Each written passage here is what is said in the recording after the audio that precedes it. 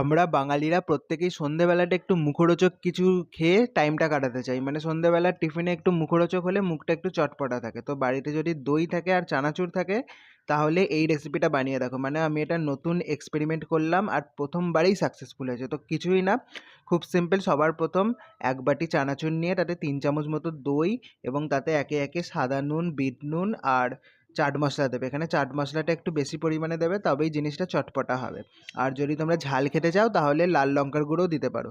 আর ভালো করে সেটাকে দই আর চানাচুরটাকে ভালো করে মিশিয়ে যখন মুখে পড়বে তখনই বুঝবে, মানে জিনিসটা পুরো ব্লাস্ট করবে মুখের মধ্যে। তো বাড়িতে বানাও, কমেন্ট